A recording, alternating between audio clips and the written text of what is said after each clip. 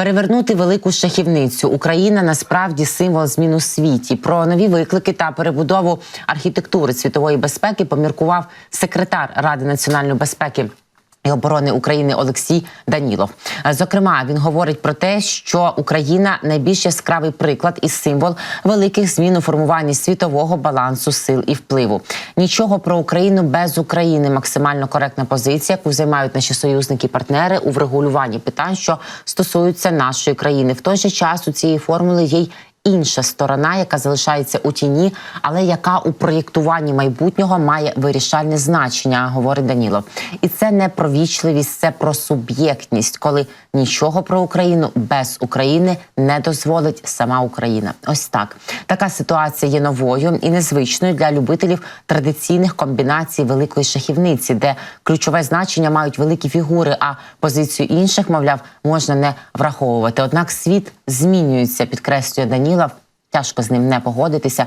В який бік? В бік розвитку і прогресу, або архаїки і консерватизму, і всевладдя, авторитаризму зараз вирішується насамперед на українських полях, відзначає він, переритих шансами і вирвами. Україна стає символом таких змін, і цей порядок передбачає неможливість у процесі прийняття рішень і досягнень домовленості міжнародними гравцями не брати до уваги позицію України у сферах її життєвих інтересів. Тут треба віддати належне нашим союзникам у їхньому розумінні нових обставин та їхніх зусиллях щодо необхідної адаптації, говорить Данілов.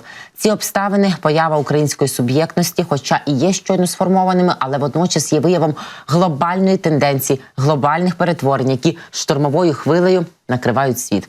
Тому можна вважати, що фукуямівський кінець історії дійсно настав, але тільки тому, що розпочалася історія нова. Одним із кардинальних проявів історичних зрушень є початок перебудови світової системи безпеки, руйнації старих механізмів і створення нових. І як би комусь не хотілося повернути світ до минулого, коли існують два глобальних полюси сили, які визначають траєкторії руху цілих континентів і країн, цей час таки минув, стверджує секретар РНБО. Історія не любить повторень і не йде по колу, тому сучасна Росія не СРСР, а Путін не Сталін. Вони лише їхня карикатурна подоба.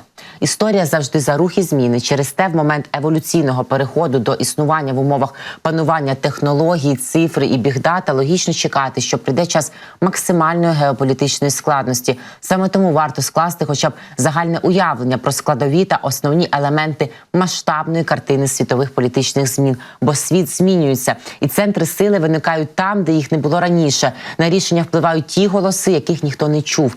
Вібрації, які з'являються на одному кінці земної кулі, дуже швидко починають розходитися у його найвіддаленіші куточки. Глобалізація, інформаційна зв'язаність призвела до корінних змін структури світової безпеки. Якою бачить цю безпеку і ключових її гравців Данілов? Прошу, почуємо детальніше. Є і залишається глобальний гравець – Сполучені Штати Америки. Але в змаганні за світове лідерство все відчутніше стає дихання Китаю у спину. Країни, прогрес якої, до речі, здебільшого відбувся завдяки зусиллям самого Заходу, його технологій, фінансів та інноваційних розробок. До того ж, зараз Китай отримав в якості бонусу як сировинний додаток територію Росії.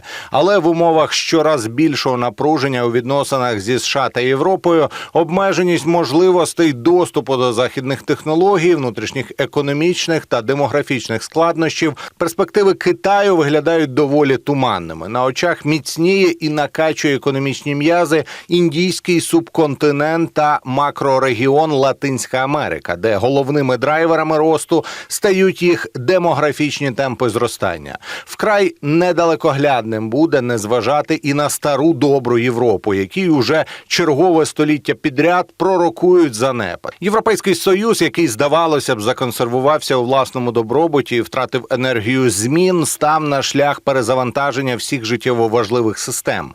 Від ціннісної до військової, переживши шок сеансу дефібриляції у виконанні путінської камарилі. Німеччина перетворюється просто на очах і разом із Францією роблять потужну заявку на європейське лідерство. Заяви щодо необхідності для Європейського Союзу сформувати власну об'єднану армію дуже симптоматичні в цьому плані. Україна водночас перебуває в процесі формування підходів до створення власних потужних безпекових союзів та об'єднань, у яких потенційними учасниками є наші найближчі сусіди, які пройшли випробування війною, а також США та Великобританія. І цей список постійно поповнюється.